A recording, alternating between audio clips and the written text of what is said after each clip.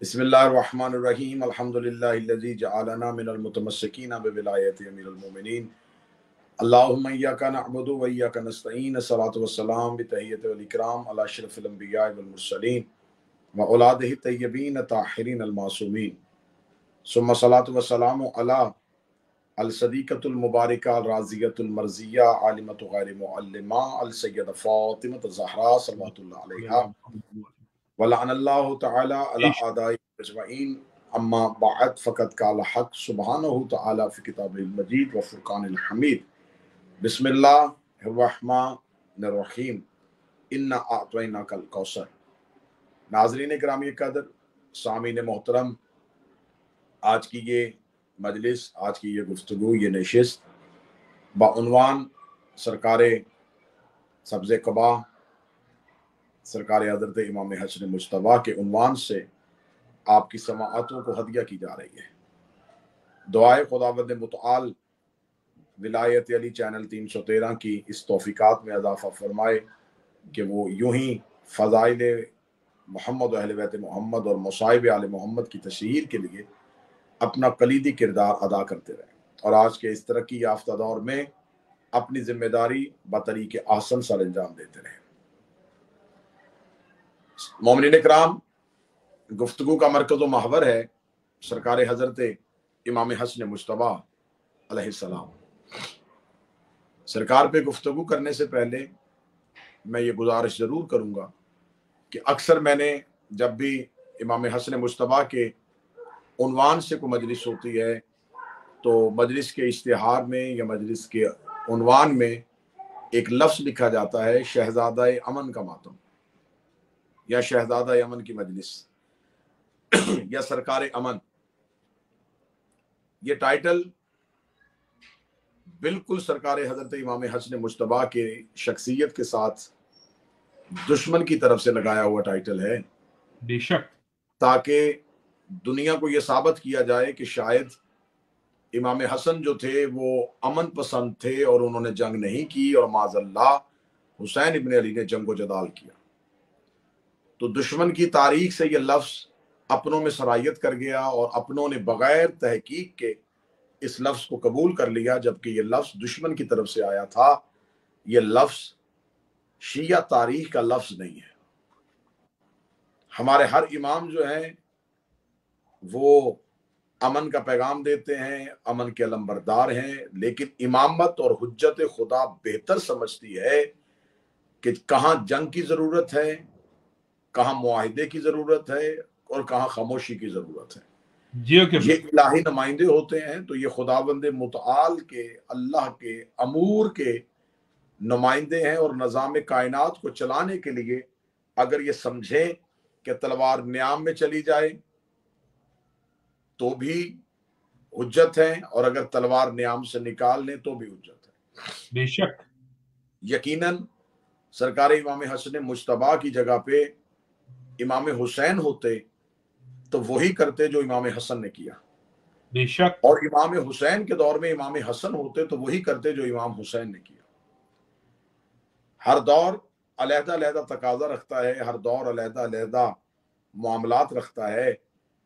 حضرت امام حسن نے معاہدہ کیا، امام حسین نے جنگ کی۔ میں اس کی مثال اکثر مجالس میں اس انداز میں دیا کرتا ہوں کہ اگر کوئی مریض کسی طبیب کے پاس جائے اور اپنی نبض دکھائے اور بتائے کہ مجھے کوئی مرض ہے، تو طبیب مریض کی نبض دیکھنے کے بعد، تشخیص کرنے کے بعد کوئی میڈیسن، کوئی دوائی تجویز کرتا ہے اور اسے کہتا ہے کہ مسلسل کچھ دنوں تک آپ اس دوا کو، اس میڈیسن کو استعمال کریں۔ لیکن مسلسل میڈیسن یوز کرنے کے بعد بھی جب اپنی مریض اپنی حالت کو بہتر نہیں دیکھتا تو وہ دوبارہ جب اپنے ڈاکٹر کے پاس جاتا ہے تو وہ ڈاکٹر کہتا ہے کہ میں نے کوشش کی تھی کہ آپ کا وائرس، آپ کی انفیکشن کو میں کسی طریقے سے میڈیسن سے ریکور کر سکوں، لیکن کیونکہ اب انفیکشن زیادہ ہو چکی ہے تو اب سرجری کی ضرورت ہے۔ تو اب ڈاکٹر وہی ہے اور فیصلے دو ہیں۔ آپ اس سے یہ نہیں کہہ سکتے کہ آپ نے پہلے دوا کیوں دی تھی اور اب آپ آپریشن کیوں کر رہے ہیں، کیونکہ وہ بہتر جانتا ہے کہ مرض کب تک دوا سے بہتر ہو سکتا ہے اور کب آپریشن سے بہتر ہو سکتا ہے۔ جی ہو قبلہ. امام حسن مجتبیٰ کے دور میں یزیدیت کا مرض پھیل رہا تھا. امام حسن نے معاہدے کی دوائی دے کے اسے ٹھیک کرنے کی کوشش کی، لیکن حسین ابن علی کے دور میں یزیدیت کا مرض پھیل چکا تھا، لہٰذا حسین ابن علی کو وہاں تلوار اٹھانی پڑی. اب حضرت امام حسن مجتبیٰ کی جو شخصیت ہے، اس شخصیت کو انتہائی متنازع بنا کے لوگوں کے سامنے پیش کیا گیا ہے، اور اغیار کی طرف سے ہم پر ایک اعتراض آتا ہے کہ شیعہ نے علی جو ہیں وہ تذکرہ امام حسین زیادہ کرتے ہیں جبکہ تذکرہ حسن کم کرتے ہیں. اصل میں امام حسن کی جتنا بھی دور تھا وہ کربلا کے انقلاب کی تیاری کا دور تھا. بے شک. امام حسن مجتبیٰ وہ امام تھے جنہوں نے کربلا کے انقلاب کے لیے ذہنوں کو تیار کیا. اور اگر میں اس جملے کو اس انداز میں کہوں تو وہ بڑا بہتر ہوگا کہ دوسرے امام کا نام بھی حسن مجتبیٰ ہے اور 11ویں شہنشاہ کا نام بھی حسن ہے. اس حسن کے بعد بھی انقلاب ہے اور اس حسن کے بعد بھی انقلاب ہے. کیا بات ہے. جی ہو قبلہ. بے شک. سبحان میں اللہ. اگر لفظ کو تبدیل کروں تو تبدیل کر کے اس انداز میں بھی کہا جاتا ہے کہ ہر انقلاب سے پہلے ایک حسن کی ضرورت ہوتی ہے. آہا. جی ہو. امام حسن مجتبیٰ نے جب معاہدہ کیا تو اس معاہدے کو تاریخ میں ایک ٹاپک دیا گیا، ایک عنوان دیا گیا، اس موضوع کو لکھا گیا صلح امام حسن.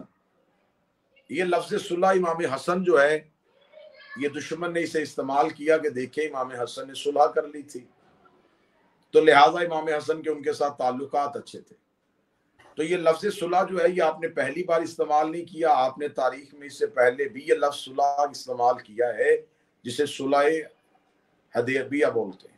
جب آپ صلح حدیبیہ میں آپ بتاتے ہیں تو آپ دیکھتے ہیں کہ اس صلح میں رسول نے کفار کے ساتھ معاہدہ کیا تھا. تو اگر آپ امام حسن کی صلح کو یہ سمجھیں گے کہ امام حسن نے صلح کی تھی تو ان کے ساتھ معاملات بہتر تھے اور انہوں نے اس کے موقف کو تسلیم کر لیا تھا، تو میں اسی سوال کو دوبارہ دہراؤں گا کہ اگر رسول نے مکہ کے کفار کے ساتھ صلح نامہ لکھا تھا تو کیا رسول نے کفار کے موقف کو مان لیا تھا؟ کیا ان کے موقف کو تسلیم کر لیا تھا؟ اگر پہلا محمد مکہ کے کفار کے ساتھ صلح نامہ لکھے تو اس کی نبوت میں اور کفار کے کفر میں کوئی فرق نہیں آتا. تو ایسے امام حسن اگر حاکم شام کے ساتھ صلح لکھے تو حسن کی امامت میں اور حاکم شام کی ضلالت میں کوئی فرق نہیں ہوتا. بے شک. بے شک قبلہ. بے شک. اب امام حسن مجتبیٰ نے صلح لکھی، مورخ نے کہا جی صلح لکھی، صلح ہو گئی، صلح ہو گئی، صلح ہو گئی، صلح ہو گئی. اس بات کو اتنا مشہور کیا گیا کہ امام حسن کی صلح ہو گئی، لیکن مجھ سے مورخ کو نہیں پتا تھا کہ وہ یہ جملہ لکھ کے بھی اپنے آپ کو گرداب میں گرا رہا ہے. اگر آپ نے لکھا کہ صلح ہوئی تو آپ یہ مانتے ہیں کہ صلح دشمنوں میں ہوتی ہے، دوستوں میں نہیں ہوتی. آہا. کیا بات. ہر صلح سے پہلے لڑائی ضروری ہے. اس کا مطلب ہے کہ لڑائی تھی تو صلح ہوئی، دشمنی تھی تو صلح ہوئی. تو اگر آپ کہیں ہاں دشمنی تھی لیکن بعد میں صلح ہوئی تو میں نبی کی حدیث آپ کے سامنے رکھوں گا کہ رسول فرماتے ہیں کہ جس نے ایک لمحے کے لیے بھی میرے اہل بیت کے لیے بغض رکھا خدا اسے جہنم میں پھینکے گا. بے شک. تو لہٰذا اس کا مطلب یہ ہے کہ یہ صلح جو تھی اس کی جو شرائط تھی، یہ شرائط ایک معاہدہ تھا حضرت امام حسن مجتبیٰ کی جانب سے. اس معاہدے کی ضرورت کیوں پیش آئی؟ آخر امام کو یہ معاہدہ لکھنا کیوں پڑا؟ آخر امام وقت کو کیوں ضرورت محسوس ہوئی کہ انہوں نے معاہدہ لکھا؟ دیکھیں جب ہم اس کی تاریخ کی گہرائی میں جاتے ہیں تو ہمیں اس دور کے حالات میں جانا پڑے گا اور دیکھنا پڑے گا کہ وہ کون سا دور تھا، کیا حالات و واقعات تھے. بعض اوقات ہم جیسے گناہگار بشر کوئی مشورہ یا فیصلہ کرتے ہیں تو لوگ ہم سے کہتے ہیں یہ آپ نے اس وقت یہ فیصلہ کیوں کیا؟ تو ہم اکثر یہ کہتے ہیں کہ اس وقت حالات کا تقاضا یہ تھا کہ یہ فیصلہ کیا جائے. اب ہمیں اس دور میں واپس جانا پڑے گا کہ اس دور میں تقاضا کیا تھا. جب ہم اس دور میں جاتے ہیں تو یہ 40 ہجری کا دور ہے. 40 ہجری ہے امیر المومنین کی شہادت کا سال. 40 ہجری کو امیر المومنین شہید ہو جاتے ہیں. امیر المومنین جس وقت شہید ہوئے وہ کوفے کے عام فرد نہیں تھے، وہ خلیفۃ المسلمین تھے، امیر المومنین تھے۔ اس وقت کے خلیفہ تھے، مسلمانوں کے حاکم تھے۔ مسلمانوں کا حاکم اپنے ہی شہر میں دوران نماز مسجد میں لوگوں کے ہجوم میں شہید ہو جاتے ہیں۔ اب سوال یہ ہے کہ آخر خلیفۃ المسلمین اور امیر المومنین شہید کیوں ہوئے؟ تو جب ہم دیکھتے ہیں کہ اس شہادت کے پیچھے کیا واقعات ہیں تو ہمیں بہت سے ایسے راز ملتے ہیں جس سے امام حسن کا معاہدہ سمجھنا آسان ہو جاتا ہے۔ جب ہم اس کی گہرائی میں جاتے ہیں کہ امیر المومنین مدینہ سے اپنا تخت حکومت لے کے کوفہ آ گئے۔ کوفہ آنے کی وجوہات یہ تھی کہ کوفہ ایک چھاؤنی تھی، کوفہ بلاد اسلامی کا مرکز بن چکا تھا، کوفہ مختلف شہروں کی بندرگاہ تھی، کوفہ میں مختلف شہروں کے رستے جاتے تھے، فتوحات ایران و عراق ہو رہی تھی، لشکر ایران فتح کرنے کے لیے بھی کوفہ سے گزرتے تھے، عراق کے لیے بھی کوفہ سے گزرتے تھے۔ کوفہ اس دور میں فوجیوں کی چھاؤنی بن گئی تھی، آرمی بیس بن گئی تھی، آرمی کیمپ بن گیا تھا۔ شام کا حاکم جو ہے وہ کوفہ کو کنٹرول کرنا چاہتا تھا کہ اگر میں کوفہ کو کنٹرول کر لوں گا تو آرمی بیس میرے ہاتھ میں آ جائے گی، اگر آرمی بیس میرے ہاتھ میں آ جائے گی تو پوری مملکت اسلامیہ کی اگر آرمی ہی میں نے کنٹرول کر لی تو پھر میرے لیے مدینہ کنٹرول کرنا مشکل نہیں ہوگا۔ لہٰذا وہ کوفے کو کنٹرول کرنا چاہتا تھا بطور آرمی کیمپ۔ مولا امیر المومنین نے اپنا تخت حکومت ہی وہاں رکھ دیا، مولا نے اپنا مرکزی دفتر، اپنا دربار وہی بنا لیا، تخت حکومت وہیں سجا لیا۔ اب کوفہ میں مولا امیر المومنین جب پہنچ گئے ہیں تو اب امیر المومنین مدینہ سے کوفہ آ جاتے ہیں اور یہ حاکم شام میں بیٹھا ہے۔ امیر المومنین اسے اس کے عہدے سے معزول کرتے ہیں، اسے اس کے عہدے سے سسپینڈ کرتے ہیں کہ تم بطور حاکم شام کام نہیں کر سکتے کیونکہ میں مدینے میں مرکز میں میری حکومت ہے، میں خلیفۃ المسلمین ہونے کی وجہ سے تمہیں تمہارے عہدے سے معزول کرتا ہوں۔ یہ اپنی اس معزولیت کو تسلیم نہیں کرتا۔ امیر المومنین کے ساتھ ایک جنگ ہوتی ہے، اس جنگ کا نام جنگ صفین ہے۔ اس جنگ میں، جنگ صفین میں ایک بہت لمبی چوڑا وقت جنگ میں صرف ہو جاتا ہے۔ آخری وقت میں قرآن نیزوں پہ اٹھا لیا جاتا ہے، کچھ منافقین کے گروہوں کو ساتھ ملا لیا جاتا ہے۔ ان منافقین کے گروہوں کو ساتھ ملانے کے بعد، قرآن نیزوں پہ بلند کرنے کے بعد ایک جنگ کو بغیر نتیجے کے ختم کر دیا جاتا ہے۔ پھر مولا امیر المومنین کو دوبارہ للکارا جاتا ہے، پھر خوارج نہروان میں لے آتے ہیں۔ اب جمل، صفین اور نہروان، یہ تین جنگیں امیر المومنین کوفے میں بیٹھ کے کرتے ہیں۔ کوفہ میں بیٹھ کے کرتے ہیں تو جنگ جمل بغیر نتیجے کی اس طرح ختم ہوتی ہے کہ علی اپنے لشکر کو ان کا مال نہیں لوٹنے دیتے، صفین میں بھی لشکر کے ہاتھ میں کچھ نہیں آتا، نہروان میں بھی لشکر کے ہاتھ میں کچھ نہیں آتا۔ تو اب کوفہ کے لوگ مسلسل یہ جنگیں کرتے تھے لیکن بدلے میں ملتا کچھ نہیں تھا۔ سارے ہی محبان علی نہیں تھے، مال و دنیا کا لالچ بھی تھا، غرض دنیا بھی تھی۔ اب کوفہ تین طبقوں میں تقسیم ہو گیا تھا۔ پہلا طبقہ وہ تھا جو اب کسی جنگ میں جانے کے لیے آمادہ ہی نہیں تھا، وہ کہتے تھے کہ اب ہم کوئی جنگ نہیں کرنا چاہتے، ہم نے جنگوں میں بڑا نقصان کروا لیا ہے، لہذا تین جنگوں کے بعد کوفہ والے ہمت ہار چکے تھے۔ پہلا طبقہ ان لوگوں کا تھا جو اپنی ہمت کو ہار چکے تھے۔ دوسرا طبقہ ان لوگوں کا تھا جسے شام کے حاکم نے درہم و دینار لے کے خرید لیا تھا کہ تم علی کے ساتھ کیا کر رہے ہو، جبکہ علی تمہیں صرف استعمال کر رہے ہیں، میں تمہیں گورنری دیتا ہوں، وزارت دیتا ہوں، درہم و دینار دیتا ہوں۔ لہٰذا انہوں نے مال دنیا کے لالچ میں اپنے آپ کو حاکم شام کے پاس بیچ دیا تھا۔ تیسرا گروہ وہ بچ گیا تھا جو یہ کہتے تھے کہ ہم نہ علی کے ساتھ ہیں نہ ہم معاویہ کے ساتھ ہیں، ہم پرسکون زندگی گزارنا چاہتے ہیں، لہٰذا ان کی اقتدار کی جنگ ہے، ہم اس جنگ میں نہیں آنا چاہتے۔ تو یہ تین گروہوں نے کوفے کو تقسیم کر دیا تھا۔ پیچھے خاص محبین علی جو مولا علی کے خاص اصحاب تھے وہ بچ گئے تھے۔ وہ خاص اصحاب جو تھے اب وہ اتنا بڑا لشکر نہیں تھا کہ وہ شام سے مقابلہ کر سکتے، وہ مخصوص لوگ تھے۔ اب مولا امیر المومنین اپنے اس مخصوص صحابہ کے ساتھ مختلف جگہوں پہ قیام کر رہے تھے، کوشش کر رہے تھے ہر سازش کا مقابلہ کیا جائے، لیکن محمد بن ابی بکر کی شہادت ہو جاتی ہے۔ جب انہیں مصر کا والی بنا کے بھیجا جاتا ہے تو رستے میں معاویہ محمد بن ابی بکر کو شہید کرتا ہے، شہید کرنے کے بعد انہیں گدے کی کھال میں رکھ کے جلوا دیتا ہے۔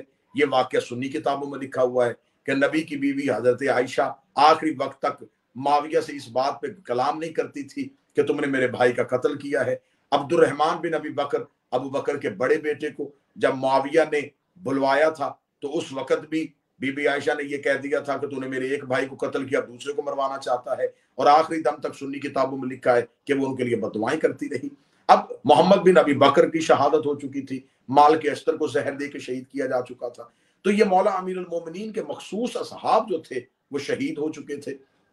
اب یہ دور بڑا خاموش دور تھا، مولا امیر المومنین کی تنہائی آ چکی تھی، کوفہ والے لوگ جو تھے وہ مولا کا ساتھ دینے کے لیے تیار نہیں تھے۔ پھر وہ نہج البلاغہ میں خطبات ہیں کہ امیر المومنین نے مسجد کوفہ کی دیوار کے ساتھ لگ کے کھڑے ہو کے خطبہ دیا کہ کوفہ والو تم نے میرے ساتھ بے اتنائی کی ہے، تم نے میرے ساتھ بے وفائی برتی ہے۔ تو لہٰذا یہ دور تھا، یہ گورنمنٹ چھوڑ کے گئے تھے مولا علی، یہ دور چھوڑ کے گئے تھے مولا علی۔ جب مولا امیر المومنین کی شہادت کے فوراً بعد امام حسن کے سر پہ تاج خلافت رکھا، تو اب ذرا تاریخ کی حقیقت سمجھیے گا کہ مولا امیر المومنین کوفہ میں کھڑے ہو کے لوگوں کو کہتے تھے کہ چلو میرے ساتھ جنگ کریں۔ یہ کہتے تھے یا علی اب ہم جنگ نہیں کرنا چاہتے، آپ ہمیں بار بار میدان جنگ میں لے کے کیوں جے کے جاتے، اب ہم لڑنا نہیں چاہتے۔ مولا علی کہتے تھے لڑو، اور یہ لڑتے نہیں تھے۔ جب امام حسن کا دور آیا تو اب امام حسن سے کہہ رہے ہیں کہ آپ لڑنے کیوں نہیں نکلتے، اب لڑائی کیوں نہیں کر رہے، اب حاکم شام کے خلاف قیام کیوں نہیں کر رہے۔ تو امام حسن نے وہاں یہ جواب دیا کہ اگر تم قیام کرنے پر آمادہ ہوتے، اگر لڑنے پر تیار ہوتے تو میرے بابا علی کا ساتھ دیتے، تم نے میرے بابا علی کا ساتھ نہیں دیا، تو اب تم صرف اور صرف حجت کو میدان میں لے کے جانا چاہتے ہو، امام کو میدان میں لے کے جا کے جیسے صفین میں میرے بابا کے ساتھ بے وفائی کی، جیسے تم نے نہروان میں میرے بابا کو تنہا چھوڑا، اب تم یہ چاہتے ہو کہ حسن کو میدان جنگ میں کھڑا کرے، خود حاکم شام کے ساتھ مل جائیں اور امامت کا میدان میں قتل کروائیں، اور مورخ سے لکھوا دے کہ امام حکومت کے حصول کے لیے میدان جنگ میں قتل ہو گئے۔ لہٰذا نتیجہ یہ تھا، سامنے دور یہ تھا۔ اب حاکم شام کیا کر رہا تھا؟ حاکم شام کے پاس پیسے کی فراوانی تھی، اور یہ مال دنیا شروع ہی سے شیطان کی ایک مضبوط مورچہ ہے، وہ مال دنیا کے ساتھ درہم و دینار کے ساتھ لوگوں کو خرید رہا تھا، مسلسل خرید رہا تھا، مسلسل خرید کے اس نے مولا امام حسن کو کہ اصحاب کا جو حلقہ تھا انہیں کھوکھلا کر دیا تھا۔ جب امام حسن مجتبیٰ نے خلافت سنبھالی تو 40,000 افراد نے مولا حسن کی بیعت کی، 40,000 افراد نے۔ لیکن جب امام حسن نے کہا کہ ٹھیک ہے میں شام کی طرف لشکر کے لے کے نکلتا ہوں تو میرا ساتھ دو، تو صرف 4,000 لوگ نکلتے ہیں۔ 40,000 لوگ بیعت کر رہے ہیں اور 36,000 لوگ جو ہیں وہ جنگ کرنے کے لیے نہیں نکلتے۔ 4,000 افراد کے ساتھ مولا نکلتے ہیں، اور مولا سعد بن عبادہ انصاری کے بیٹے قیس بن سعد بن عبادہ کو لشکر دے کے روانہ کر دیتے ہیں۔ ادھر سے حاکم شام ضحاک بن قیس کو لشکر دے کے بھیجتا ہے، ادھر سے شام کا ہزاروں کا لشکر آ رہا ہے، اور ادھر سے صرف 4,000 لوگ جا رہے ہیں۔ مولا امام حسن مجتبیٰ جو ہیں اب وہ لشکر کے ساتھ نہیں چلتے۔ مولا حسن مجتبیٰ کو بنی ہاشم اپنے گھیرے میں لے کے، مولا کے بھائی اور ہاشمی افراد مولا کو اپنے گھیرے میں لے کے مدائن کی طرف روانہ ہو جاتے ہیں۔ یہ مدائن کیوں جاتے ہیں؟ اس لیے کہ مدائن میں جناب مختار ثقفی کے جو چچا تھے سعد، ان کی مدائن میں گورنری تھی، وہ مدائن کے گورنر تھے، تو لہٰذا مضبوط ترین شخص تھا جناب سعد۔ تو اب جناب سعد جو ہیں، مختار کے چچا جو ہیں، سعد ثقفی جو ہیں، وہ بن جاتے ہیں امام حسن کے میزبان، اور وہ امام حسن سے کہتے ہیں کہ آپ مدائن پہنچ جائیں، مدائن میں آپ کا تحفظ کروں گا، آپ تک کوئی تلوار نہیں پہنچنے دوں گا۔ جب مولا امام حسن مدائن پہنچ جاتے ہیں تو ادھر سے امام حسن کا ایک لشکر لڑنے کے لیے ابن سعد کی، قیس بن سعد کی قیادت میں چل پڑا ہے۔ تو اب حاکم شام جب دیکھتا ہے کہ حسن کا لشکر آ رہا ہے تو وہ ایک سازش کرتا ہے۔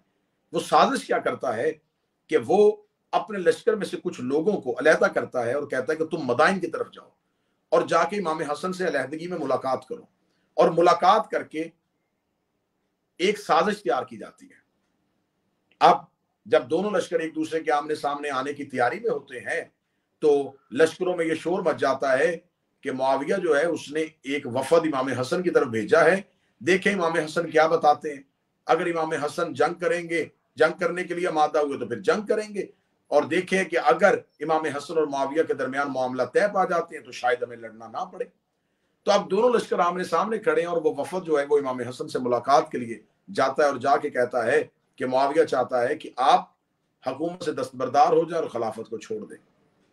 इमाम हसन मुश्तबा कहते हैं कि ऐसा हरगिज नहीं हो सकता, खिलाफत हमारा मनसबी हक है और मेरे बाबा के बाद खलीफतुल मुस्लिमीन और अमीर अल मोमिनीन और हुज्जत वक्त मैं ही, लिहाजा ये हक के खिलाफत मेरा है, आप मुआविया से कहो कि वो खिलाफत से दस्तबरदार हो जाए। एक लंबी चौड़ी गुफ्तगू के बाद ये वफद बाहर निकलता है और बाहर निकल के लोगों का हजूम और मौला इमाम हसन का लश्कर इस इंतजार में है कि देखे फैसला क्या होता है। तो वो बाहर निकल के, ये एक साजिश थी वो जो तैयार की गई थी, एक प्रापोगंडा था, वो बाहर निकल के तारीफें शुरू कर देते हैं, क्या कहने हसन इब्न अली के, मोहम्मद के बेटे ने कमाल कर दिया, मुस्तफ़ा के बेटे को ऐसा ही होना चाहिए था, अली का बेटा बड़ा करीम है, बहुत कमाल है, अहले बैत की तारीफ है जितनी कर दी जाए वो कम है। लोगों ने कहा दुश्मन का वफद है और तारीफें इमाम हसन की कर रहा है। उन्होंने कहा हुआ क्या है? उन्होंने कहा इतने कमाल है मेरे इमाम कि हमने जाके इमाम के सामने रखी शर्त और इमाम ने कहा कि हाँ ठीक है, मुआविया से कहो कि मैं तुम्हारे हक में दस्तबरदार होता हूं। अब ये एक झूठा प्रापोगंडा था जो किया, किस लिए किया? ताकि इमाम के लश्कर के लोगों को ज़हनी तौर पे कमजोर किया जाए। अब वो जो थोड़े से अफराद लड़ने के लिए निकले थे वो अफराद बिलबिला उठे कि हमें मैदान जंग में भेज के खुद इमाम हसन जो है वो सुलह के लिए तैयार हो गए। अब यहां पर तारीख एक करबनाक कैफियत दिखाती है कि इमाम हसन के लश्कर ही में से कुछ लोग निकलते हैं और इमाम हसन पे के खेमे पे आके हमला कर देते हैं और हाशमी जो है वो इमाम हसन को पहरे में लेके इमाम हसन को महफूज करते हैं और उसी हमले में मौला इमाम हसन की रान मुबारक में एक तीर या नेजा लगता है जिससे मौला की रान मुबारक जख्मी हो जाती है और एक रवायत है कि मौला के पांव पे तीर लगा और मौला के नीचे से मुसल्ला खींचा गया। अब इमाम हसन मुश्तबा जख्मी हालत में मदाइन पहुंच जाते हैं मुख्तार के चचा के पास। जब मुख्तार के चचा के पास पहुंचते हैं तो मुख्तार को खबर मिलती है कि मेरे चचा ने इमाम हसन को पनाह दे दी है और हाकिम शाम जो है वो इमाम हसन का दुश्मन है। क्योंकि मुख्तार अहले बैत से मुहिब थे, प्यार था, कमाल मोहब्बत थी। कोई मजलिस अलहदा जनाब मुख्तार पे हुई तो पूरी गुफ्तगू जनाब मुख्तार पे, इंशाल्लाह कोशिश करेंगे कि 9 रबीउल अव्वल की ईद शुजा पे हजरत अमीर मुख्तार पे आपसे तफसीली गुफ्तगू कर सकें। तो अब हजरत मुख्तार जो है वो अपने चचा के घर पहुंचते हैं। अब यहाँ पर तारीख ने एक वाकया लिखा और उस वाकये से जनाब मुख्तार के किरदार को मुतनाज़े बनाने की कोशिश की और शिया मौलवियों ने भी, मुकस्सरीन ने भी, जो अमीर मुख्तार की शान में गुस्ताखियां करते हैं जिनका सरगना जवादे नकली है, उन्होंने भी इस बात को बावर किया कि इस वाकये की रोशनी में, वो वाकया क्या था? वो वाकया ये था कि हजरत अमीर मुख्तार रात की तरीकी में अपने चचा के घर पहुंचते हैं और जाके उनसे पूछते हैं कि क्या आपने वाकया इमाम हसन को पनाह दी है? वो कहते हैं हाँ पनाह दी है। तो अब जनाब मुख्तार कहते हैं अपने चचा से कि देखें हाकिम शाम जो है वो इमाम हसन की जान का दुश्मन बना हुआ है, तो अगर आप क्या कहते हैं कि अगर हम इमाम हसन को हाकिम शाम के हवाले कर दें तो वो हमें बदले में दिरहम दिनार भी देगा और हमारी मर्जी के मुल्कों की हुकूमत भी दे देगा। आप क्या समझते हैं कि ऐसा फैसला कर लेना चाहिए? ये लफ्ज सुनना था, ये तजवीज सुननी थी। मुख्तार के चचा जो हैं वो गुस्से से सुर्ख होते हैं और तलवार नियाम से निकाल के मुख्तार का गिरेबान पकड़ के दरवाजे के बाहर फेंक के कहते काश तू मेरे मरे हुए भाई का बेटा ना होता तो मैं तेरा सर तन से जुदा कर देता। जनाब मुख्तार मुस्कुराने लगते हैं। चचा कहता है कि इतनी बड़े दावे के बाद मुस्कुरा रहा है? जनाब मुख्तार कहते हैं कि मैं सिर्फ देखना चाहता था कि आपका अकीदा भी मेरे वाला है। मुझे ये खौफ लाहक हो गया था कि कहीं मेरा चचा जो है वो हुकूमत के दबाव में इमामत का सौदा ना कर दे, तो मैं आपको आजमाने के लिए जुमला पूछ रहा था और आपने तो मेरा हया किया, आपने तो मुझे सिर्फ मुझ पर तलवार खींची।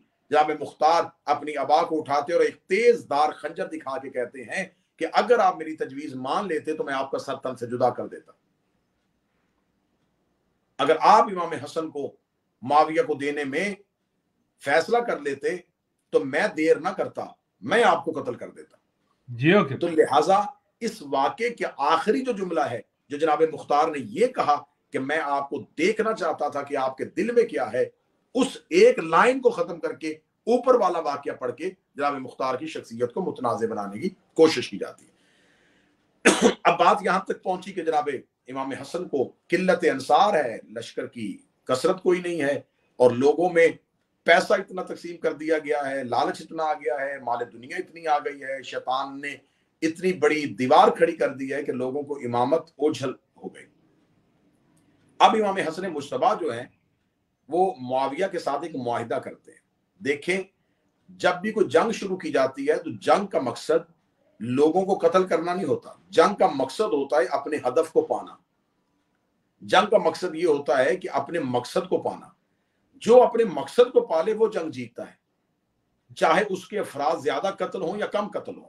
بے شک لوگوں کی لاشوں کے ساتھ جنگوں کی جیت اور ہار کا فیصلہ نہیں ہوتا کہ کس نے زیادہ لوگ مارے، فیصلہ اس بات پہ ہوتا ہے کہ کس نے اپنے موقف کو تسلیم کروایا، کون اپنے مقصد کو پا گیا، کس نے اپنے ہدف کو پایا۔ ابھی آپ نے دیکھا کہ ایک بہت بڑی وار ہوئی ٹیررسٹ کے خلاف، داعش کے خلاف، جس میں دنیا کے تمام ممالک نے یہ معاہدہ کیا کہ ٹھیک ہے ہم ایک نیٹو فورسز بناتے ہیں اور ہم پوری دنیا سے دہشت گردوں کو ختم کرتے ہیں۔ تو اب جس ملک سے دہشت گردی ختم ہوئی وہاں یہ نہیں دیکھا جائے گا کہ کتنے پاکستانی فوجی شہید ہوئے، کتنے امریکن فوجی شہید ہوئے، اب وہاں یہ دیکھا جائے گا کہ اس علاقے میں دہشت گرد کتنے ختم ہوئے۔ اگر وہاں سے دہشت گردی ختم ہو گئی تو اب ہم نے اپنی لاشیں نہیں گننی، ہم جنگ جیت گئے ہیں کیونکہ ہم نے اپنے ہدف کو پا لیا ہے۔ اب پاکستان کی بر صغیر کی جب آزادی ہوئی تو لاکھوں لوگوں کی جان کا نذرانہ ہوا پاکستان کو آزاد کروانے کے لیے۔ تو جب قائد اعظم نے اپنے ہدف کو پا لیا تو پھر لاشیں نہیں گنی کہ ہماری لاشیں کتنی گری ہیں، پھر ہدف دیکھا گیا کہ ہم نے جس آزادی کا ہدف رکھا تھا اسے پا لیا۔ تو اس کا مطلب ہے کہ جنگیں ہمیشہ ہدف کے تعین پہ ہوتی ہیں۔ اب امام حسن مجتبیٰ کا ہدف تھا حاکم شام سے وہ باتیں منوانا جو وہ مان نہیں رہا تھا، وہ کہہ رہا تھا میں مسلمانوں کا خلیفہ ہوں۔ اب اگر امام حسن بغیر جنگ کے بھی اس سے وہ منوا لیتے ہیں تو سمجھے کہ حسن نے جنگ جیت لی۔ بے شک بے شک۔ اب اگر لڑائی پورا 1 سال بھی ہوتی اور 1 سال کے بعد وہ مسلمانوں کا خلیفہ بن کے ہی وار سے قرآن بن کے سامنے آ جاتا تو امام حسن کی جنگ بغیر نتیجے کے ختم ہوتی۔ امام حسن نے جنگ نہیں کی لیکن معاہدہ ایسا کیا کہ جو ہدف جنگ سے ملنا تھا وہ معاہدے سے مل گیا۔ مثلا امام حسن مجتبیٰ نے جب معاہدہ لکھا تو معاہدے کی پہلی شرط لکھی کہ آج کے بعد امیر شام قرآن اور سنت پر عمل کرے گا۔ یہ جملہ نہیں تھا، یہ امام حسن کا ایک وار تھا جس نے اس کی گردن کو توڑ دیا۔ امام حسن نے کہا تو مان کہ تو قرآن اور سنت پر عمل کرے گا۔ اس نے فوراً کہا کہ کروں گا۔ اگر وہ عمل کرتا تھا تو اس نے امام حسن سے یہ کیوں نہیں پوچھا کہ یہ شرط کیوں رکھی ہے؟ بے شک، میں تو پہلی قرآن اور سنت پہ عمل کرتا ہوں۔ بندہ آج کسی مسلمان سے کہے کہ میں تجھے قرض اس بات پہ دوں گا کہ تو پہلے کلمہ پڑھ، تو وہ کہے گا کہ بھائی قرض بے شک نہ دے لیکن میں تو پہلے ہی کلمہ پڑھتا ہوں۔ اب امام حسن مجتبیٰ نے کہا کہ میں تجھے حکومت دیتا ہوں لیکن تو قرآن اور سنت پر عمل کرے گا۔ اس نے کہا ہاں میں کروں گا۔ اب آج زمانہ اسے کاتب وحی کہے بھی لیکن تاریخ نے لکھ دیا کہ امام حسن نے اس سے منوایا تھا کہ تو قرآن اور سنت پہ عمل کرے گا۔ اگر وہ قرآن اور سنت پہ عمل کرتا تھا تو اس نے امام حسن کی شرط کو کیوں مانا؟ جیو قبلہ۔ اب جب امام حسن نے قرآن اور سنت کی شرط لکھوائی تو بدلے میں انہوں نے شرط لکھوائی کہ ایک شرط آپ نے لکھوائی ہے تو ایک شرط ہم لکھواتے۔ مولا حسن نے کہا کون سی شرط؟ انہوں نے کہا معذرت، انہوں نے کہا کہ صرف قرآن اور سنت پہ نہیں، سیرت شیخین پر بھی عمل ہوگا، یعنی کہ جو 3 حکومتیں علی سے پہلے گزری ہیں ان کی سیرت کو بھی شرائط میں رکھو۔ امام حسن نے وہ شرط لکھوا دی لیکن وہ شرط لکھوا کے وہ پھر ہار گئے کیونکہ امام حسن قرآن اور سنت کی شرط لکھوا چکے تھے۔ انہوں نے علیحدہ سے سیرت شیخین لکھوائی، انہوں نے علیحدہ سے سیرت شیخین لکھوا کے خود ہی تسلیم کر لیا کہ ان کی سیرت بھی قرآن اور سنت کے مطابق نہیں تھی۔ کیا بات ہے قبلہ! اگر ان کی سیرت قرآن اور سنت کے مطابق تھی تو علیحدہ شرط لکھنے کی ضرورت کیا تھی؟ کیا بات! لہٰذا امام حسن نے ایک تیر میں کئی سینے زخمی کر دیے، ایک وار سے کئی گردنیں اڑا دی۔ صرف معاویہ کی خلافت کو غلط ثابت نہیں کیا، جو حکومت قرآن اور سنت کے مقابلے میں بنی تھی سب کو غلط ثابت کر دیا۔ کیا بات جیو! اور وہ نیچے شرائط میں دستخط کر رہا. پھر امام حسن نے اگلی شرط لکھوائی کہ تمہارے ہاں ممبروں پہ خطیب میرے بابا علی کے پہ سب و شتم کرتے ہیں، خبردار کوئی خطیب میرے بابا علی پہ سرکاری طور پہ ممبر پہ سب و شتم نہیں کرے گا، کیونکہ سرکاری طور پہ مساجد پہ جمعہ کے خطبہ کو یہ کہا جاتا تھا کہ تم علی کے خلاف تقریر کرو، لہذا وہ سب و شتم بند کیا جائے. اور پھر آخری شرط لکھوائی کہ جہاں جہاں دنیا میں ہمارے محبین آباد ہیں، ہمارے شیعہ آباد ہیں، ان کی جان، عزت، مال اور نموز کی حفاظت کی جائے گی، چاہے کہ ان میں سے کوئی شرط بھی اس نے پوری نہیں کی، کوئی بھی شرط پوری نہیں کی. اگر اس نے وہ شرط پوری کرنی ہوتی تو پھر حجر بن عدی کا قتل نہ ہوتا، پھر رسول کے جیے صحابہ کا قتل نہ ہوتا، اور نہ ہی اس نے ممبروں سے علی پہ سب و شتم بند کیا، اور نہ ہی شیعوں کو پناہ دی، شیعت کو قتل کیا گیا. لیکن امام حسن نے یہ شرطیں لکھوا کے تاریخ کو اس کا چہرہ ہمیشہ کے لیے دکھا دیا. خدا کی قسم اگر امام حسن یہ معاہدہ نہ لکھتے تو جیسے بہت سے لوگ آج بھی عزت کے پردے میں ہیں، یہ بھی عزت کے پردے میں چلا جاتا. کیا بات ہے قبلہ، بہت خوب. آج بھی اہل سنت کی اکثریت 3 خلفاء کی خلافت کو مانتی ہے لیکن معاویہ کی خلافت کو نہیں مانتی. اہل سنت کے ایک ریسرچ سکالر محقق ابو العلا مودودی نے جو کتاب لکھی تھی خلافت و ملوکیت، اس نے بھی مانا کہ خلافت جو ہے وہ رہی خلافت راشدہ، اور پھر علی کے بعد خلافت راشدہ نہیں ہوئی، علی کے بعد پھر 7 سال کا اگر 7 مہینے کا امام حسن کا دور نکال دیا جائے تو پیچھے ملوکیت ہے. بڑے بڑے مورخین ابن تیمیہ جیسے تسلیم کر گئے کہ یقیناً جو معاویہ کی نظام خلافت ہے اس کا اسلام کی خلافت کے ساتھ کوئی تعلق نہیں تھا. کبھی بھی یہ مولوی تسلیم نہ کرتے، کبھی یہ مورخ تسلیم نہ کرتے اگر مولا حسن معاہدہ نہ لکھتے. دشمنان اہل بیت پر لعنت بے شمار. امام حسن کا جو معاہدہ تھا وہ اصل میں اس کے چہرے کو بے نقاب کرنا تھا.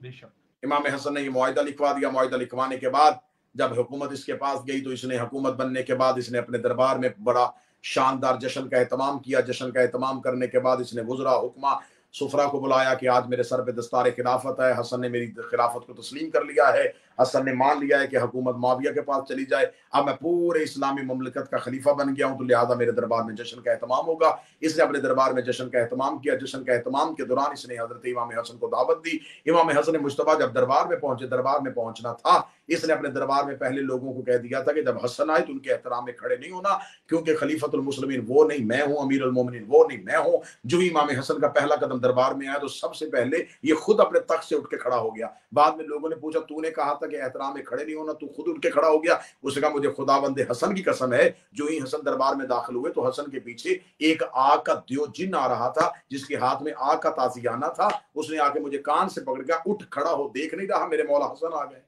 کیا بات ہے، نعرہ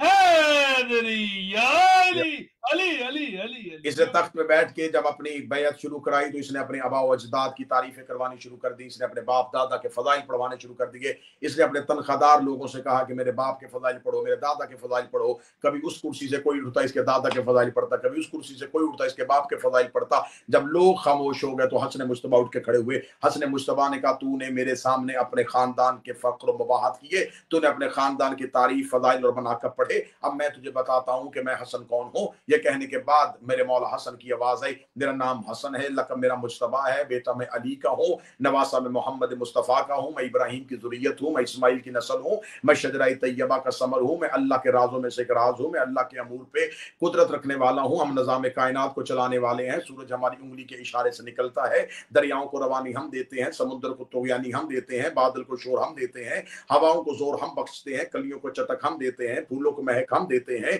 سبزے کو لہک ہم دیتے ہیں. میں یعصوب الدین کا بیٹا ہوں، میں قائد غر المجدین کا بیٹا ہوں، میں فاتح دارین کا بیٹا ہوں، میں نقطہ بائے بسم اللہ کا بیٹا ہوں، میں واری قرآن کا بیٹا ہوں، میں اس کا بیٹا ہوں جسے جبریل استاد کہتا ہے، میں اس کا بیٹا ہوں جسے چوتھے آسمان والے عبد الصمد کہتے ہیں، میں اس کا بیٹا ہوں جسے انجیل والے ایلیا کہتے ہیں، زبور والے ابی کہتے ہیں، توراۃ والے طبی کہتے ہیں، میں اس کا بیٹا ہوں جسے قرآن میں کل شیء احسنہ فی امام مبین کہا گیا، میں اس کا بیٹا ہوں جس کے بارے میں قرآن میں انما یرید اللہ کی آیت آئی، میں اس کا بیٹا ہوں جس نے انگوٹھی دے کے انما ولیکم اللہ کی آیت کو اتارا تھا، میں اس کا بیٹا ہوں جو سورہ الحمد کا سرنامہ ہے، میں اس کا بیٹا ہوں جو یاسین کے سر کا تاج ہے، میں اس کا بیٹا ہوں جو سورہ آل عمران کا وارث ہے، میں اس کا بیٹا ہوں جو سورہ بنی اسرائیل کا سیرا ہے، میں اس کا بیٹا ہوں کہ فجر جس کے دروازے پہ اتری تھی، میں اس کا بیٹا ہوں ستارہ جس کے دروازے پہ اترتا ہے، میں اس کا بیٹا ہوں جبریل جس کے دروازے پہ درزی بن کے آتا ہے، میں اس کا بیٹا ہوں اسرائیل جس سے موت کا اذن لے کے جاتا ہے، میں اس کا بیٹا ہوں جو آسمانوں پہ نظام کائنات کو چلاتا ہے، میں اس کا بیٹا ہوں جو صفا ہے، میں اس کا بیٹا ہوں جو مروہ ہے، میں اس کا بیٹا ہوں جو عبد المطلب ہے، میں اس کا بیٹا ہوں جو شجرہ طیبہ ہے، میں اس کا بیٹا ہوں جو مقام زمزم ہے۔ یہ کہنے کے بعد امام حسن نے کہا میں اس کا بیٹا ہوں جو چوتھے آسمان پہ بیٹھتا ہے،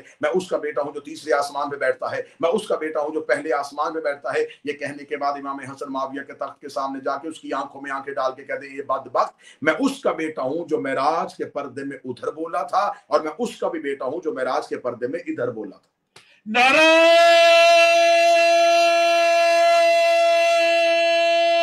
حیدری یا علی علی علی علی علی، جیو قبلہ، جیو جیو، سبحان اللہ، جیو۔ مجتبیٰ نے جب اپنے گھر کے فضائل، اپنے گھر کے مناقب پڑھے تو معاویہ پریشان ہو گیا۔ اس سے پہلے یہ اپنے فضائل اور مناقب پڑھ چکا تھا، لیکن امام حسن نے اپنے فضائل کا وہ مینار کھڑا کر دیا جس کے سامنے اس کا قد بڑا چھوٹا نظر آ رہا تھا۔ اس کو کچھ سمجھ نہیں آ رہا تھا کہ میں اپنے کون سے گھر کی فضیلت پڑھوں۔ حسن نے جو قرآن کی آیتیں پڑھی، میرے گھر میں کوئی ایسی قرآن کی آیت نہیں آئی، میرے دروازے پہ تو کبھی تارا نہیں آیا۔ اب اس نے کہا کہ میں فقر و مباحات میں نہ قرآن کی آیات پڑھ سکتا ہوں، نہ عرش الہی کا تعارف کروا سکتا ہوں، تو میں دنیا میں جو دولت میں نے کمائی ہے اسی دولت کو امامت کے سامنے لے کے آتا ہوں۔ اس نے اپنے سپاہیوں سے کہا صبح سے لے کے شام تک جتنا خزانہ میں نے بیعت کرنے والوں کو دیا ہے اس خزانے کا دگنا لا کے حسن کے قدموں میں ڈھیر کرو۔ بیت المال کا منہ کھل گیا، درہم و دینار کی بوریاں آ گئی، سونے کے سکے آ گئے، چاندی کے سکے آ گئے۔ امام حسن کے پاؤں میں اس کے سپاہیوں نے سونے کے سکوں کی بوریوں کو کھولنا شروع کر دیا۔ جب امام حسن کے قد کے دونوں طرف برابر سونے کے سکوں کا ڈھیر لگا دیا تو اس نے اپنے تخت سے کھڑے ہو کے کہا اے حسن اپنے غلاموں سے کہے یہ سونے کے سکے اٹھا کے لے جاؤ، کیونکہ آج میں مسلمانوں کا خلیفہ بن گیا ہوں۔ امام حسن اس کی طرف دیکھا، یہ مجھے کیوں دے رہا ہے؟ کہنے لگا حسن لے جا، میں ہندا کا بیٹا ہوں، حسن لے جا، میں ہندا کا بیٹا ہوں۔ امام حسن ابھی خاموش تھے، یا بازار سے ایک شخص نے گزرتے ہوئے امام حسن کو دربار میں کھڑے ہوئے دیکھا، وہ دوڑ کے آیا، اس نے امام حسن کی نالین پہ اپنا ہاتھ رکھا، امام حسن کے پاؤں پہ اپنے ہاتھ کا رکھنا تھا۔ امام حسن کی آواز ہے یہ سونے کے سکے اٹھا، میں تجھے دیتا ہوں، یہ سونے کے سکے میں تجھے عطا کرتا ہوں۔ معاویہ کی آواز آئی حسن اپنی عطا سے پہلے دیکھ سونے کے سکوں کا قد کتنا ہے۔ مولا حسن کی آواز ہے خاموش، میں فاطمہ کا بیٹا ہوں۔ کیا بات ہے، نعرہ حیدری یا علی علی علی علی علی، جیو قبلہ، جیو جیو جیو۔ یہ جس کو راج کر رہا تھا حسن ذہنوں پہ حکمرانی کر رہا تھا۔ آج بھی پوری دنیا میں جا کے دیکھو، آج بھی معاویہ کا نام و نشان کہیں نہیں۔ آج بتاؤ اس کی قبر کہاں ہے، آج بتاؤ اس کی نسل کہاں ہے، آج بتاؤ کہ اس کا کردار کہاں گیا۔ حسن کل بھی زندہ تھا، حسن آج بھی زندہ ہے، اور حسن ہمیشہ زندہ رہے گا۔ بے شک مورخ نے بڑے بڑے بدنما اعتراض کیے میرے بادشاہ امام حسن پہ۔ مولا حسن کے بارے میں کہا کہ نعوذ باللہ ثم معاذ اللہ، امام حسن شادیوں میں بہت کثرت کیا کرتے، امام حسن شادیاں بہت کرتے تھے۔ یہ تاریخ کا بدترین الزام ہے جو میرے امام پہ لگایا جاتا ہے، لیکن میں اس کا جواب ہمیشہ یہ دیا کرتا ہوں کہ اس الزام کو حسن پہ لگانے سے پہلے ان لوگوں سے پوچھو جو ایک بیوی کے ہوتے ہوئے دوسرا رشتہ دیا کرتے تھے۔ کیا بات، سوال حجت پہ نہ کرو، سوال ان پہ کرو جو رشتے دے رہے تھے۔ اگر سوال ان پہ کیا گیا تو یہ بات بہت دور تک چلی گئی تھی کہ کون کون کس کس لالچ میں کس کس حجت کو رشتہ دیتا تھا۔ امام حسن مجتبیٰ نے ایک روشن اور ایک تابناک دور، لیکن جب معاویہ نے دیکھا کہ امام حسن مدینہ پہنچ گئے اور امام حسن کو رستے سے ہٹانے کی کوشش کی گئی تو اس نے اشعث بن قیس، وہ ملعون ہے جس نے جنگ صفین میں 5 لاکھ دینار لے کے مولا علی کے لشکر کو چھوڑ دیا تھا، اسی کا بیٹا ہے محمد بن اشعث جس نے کربلا میں امام حسین کے پہلو میں نیزہ مارا تھا، اسی کی بیٹی ہے ملعونہ جودہ لعنت بے شمار، جو زوجہ حسن ہے۔ شام سے ایک زہر بھیجا جاتا ہے جسے زہر حلال کہا جاتا ہے۔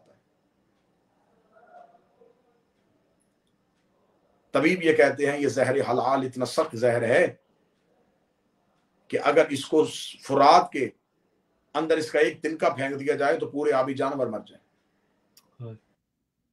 یہ زہر الہل شام سے تیار کر کے مدینہ بھیجی گئی۔ جودہ بنت اشعث ملعونہ کو لالچ دیا گیا کہ اگر تو حسن کو یہ زہر دے دے تو 50 لاکھ دینار اور یزید کے ساتھ رابط کیا جائے گا۔ लानत बेशुमार। यजीद आने वाले दौर में खलीफा बनेगा और तू मुसलमानों की मलका बन जाएगी, 50 लाख दिनार मौके पे दिए जाएंगे, तो हसन को ये जहर दे। इस मलौना ने दूध में जहर मिला के मेरे मौला के सामने किया। मौला हसन ने एक ही आवाज कही कि क्या मैं अच्छा इमाम नहीं? इसने कहा तुझसे बेहतर इमाम मैंने जमाने में देखा नहीं। मौला हसन की आंख में आंसू आए और रो के कहा, जोधा मेरा कासम बड़ा छोटा है, मेरे कासम को यतीम न कर। लेकिन क्या हिम्मत और क्या ताकत जोधा की, हुक्म इलाही आ चुका था, इमामत को अपनी अगली मंजिल को तय करना था। इमाम हसन ने एक घूंट पिया। इस मौलाना ने कहा, मौला और पीजिए। फरमाया एक घूंट से तेरा काम हो जाए तो दूसरा पिलाने की जरूरत क्या है? पहला ही घूंट पीना था। जहां जहां से दूध गुजरता गया वहां वहां से हसन मौला के जिगर के टुकड़े होते गए। मौला हसन मुश्तबा अपने घर आए। बेबी फरवा ने दरवाजा खोला, 3.5 साल के कासम को जगा के बाप के सीने पे लिटाया। 3.5 साल का शहजादा तड़प के कहता, अम्मा तूने मुझे गर्म रेत पे क्यों सुला दिया? माँ की आवाज है, बेटा गर्म रेत नहीं, बाप का सीना है। 3.5 साल का शहजादा बाप के गर्म सीने पे तड़पता रहा। मौला हसन की आवाज है, कासम फुफ्फी के दरवाजे पे जा और जाके बता मुझे जहर मिल गई। 3.5 साल का शहजादा सैयदा जैनब के दरवाजे पे आया। बंद दरवाजा था। बीबी जैनब की आवाज है, अम्मा फिजा दरवाजा खोल, मैंने ख्वाब देखा है मेरी माँ का पहलू से हाथ उठा हुआ। आकर दरवाजा खोला गया। हालत क्या है? जनाब कासम की पेशानी जमीन पे आई। बीबी फिजा ने चराग करीब किया। बीबी जैनब रो के कहती है, मैं कुर्बान हो जाऊं मेरा अमीर कासम। कासम की आवाज है, अमीर कासम नहीं, तेरा यतीम कासम। अम्मा बाबे को जहर मिल गई। अली की बेटियां रोती हुई मौला हसन के हुजरे की जानब दौड़ी। मौला हसन के जिगर के टुकड़े कट कट के तश्त पे आ रहे थे। जनाब फरवा से कहा, फरवा जब मेरी बहनें आए मेरे जिगर के टुकड़े छुपा लेना। बीबी जैनब की आवाज है, फरवा छुपा ना, मैं हाथों पे लेने के लिए आई। आ गए भाई, आ गई बहनें। भाई के जानू पे भाई का सर तकालू, इन्ना लिल्लाहि व इन्ना इलैहि राजिऊन। दस्तार इमामत हसन के सर पे रखी, हुसैन के सर पे रखी, असरार इमामत हुसैन के हवाले की। मौला हसन की आंखें बंद। भाइयों ने गुस्ल दिया, भाइयों ने कफन दिया। बड़ी मुश्किल से बहनों ने जनाजा छोड़ा। बनी हाशिम जनाजा उठा के मदीने के बाजार में आई। 35 लोगों ने आगे बढ़ के जनाजे को रास्ता रोका। आवाज दी कि हुसैन कौन है? फरमाया मेरा भाई है। कहाँ लेके जा रहा है? फरमाया कब्र मोहम्मद पे दफन करने। एक बद किरदार आगे बढ़ के कहने लगा, कब्र मोहम्मद तुम सैयदों की जागीर नहीं है, जनाजा वापस करो, हम पहलू रसूल में दफन नहीं होने देंगे। मौला हुसैन ने आंखें फेरते हुए अब्बास की तरफ देखा। अब्बास के चेहरे की रंगत तब्दील हो गई। अब्बास जनाजा वापस लेके जाने को तैयार नहीं थे। हुसैन ने आंख का इशारा करके कहा, अब्बास जनाजा वापस कर, ये करबला नहीं ये मदीना है। अब्बास जनाजे का रुख फेर रहे थे, या एक औरत ने सफेद रुमाल से इशारा किया। 300 तीर कमानों से निकला। 300 तीर मौला हसन के जनाजे पे आया। रोते हुए अब्बास हसन के जनाजे के आगे खड़े हुए रो के कहने के, तीर मारने का शौक हो करबला आ जाना, वहां रोकने वाला कोई नहीं होगा। मेरे मरे के जनाजे पे तीर न मारो। तीर हसन के जनाजे पे लगे, 70 तीर हसन के जनाजे पे लगे। जनाब अब्बास ने जनाजा जमीन पे रखा। रोते हुए मोहल्ला बनी हाशिम की जानब दौड़े। अब्बास इतने तेज कदमों से चले, मदीने की गलियों में जलजला आया। जैनब रोती हुई दरवाजे पे आके खड़ी हुई, रो के कहती, कलसूम दुआ कर जनाजे को खैर हो। मदीने का जलजला बता रहा है कि ऐसे जलजला तब आता था जब बाब अली को जलाल आता था, या अब आता है जब अब्बास को जलाल आता है। बीबी ने मदीने के बाजार में देखा अब्बास की हालत क्या है। अब्बास चीखते हुए अमामा जमीन पे गिरा। अब्बास जमीन पे गिरी, रोते हुए दरवाजे पे आ रहे हैं। मौला हुसैन की पीछे से आवाज, जैनब अब्बास को रोक। बीबी जैनब ने अपने दोनों हाथ अब्बास के सीने पे रखे। फरमाया, अब्बास कहाँ जा रहा है? अब्बास ने रो के दोनों हाथ कदमों पे रख के कहा, तुझे तेरी माँ की चादर का वास्ता, मुझे मेरी तलवार दे दे, मेरे मरे के जनाजे पे तीर लग गए। इधर से हुसैन की आवाज आई, अब्बास जल्दी न कर, मैं जनाजा लेके वापस आ गया हूँ। हसन का जनाजा वापस घर में आया। बहनों ने एक बार जनाजा देखा। मौला गरीब करबला की आवाज आई, जैनब मुझे भाई का कफन चाहिए। बीबी जैनब ने हुसैन के गले में बाहें डाली। रोके का नाने ने जन्नत से जो कफन मंगवाया था उसके 5 हिस्से किए थे। एक हिस्सा नाने को दे दिया, एक अम्मा को दे दिया, एक बाबा अली को दे दिया, एक हसन को दे दिया। अब कफन का एक टुकड़ा बचा है, वो मैंने तेरे हिस्से का बचा के रखा है। गरीब करबला ने बहन के गले में बाहें डाली। फरमाया, मेरे हिस्से का कफन भी हसन को पहना। बीबी जैनब रो के कही, तू क्या पहनेगा? रोके का, मुझे कफन की जरूरत ही ना होगी। बहनों ने दूसरा कफन दिया।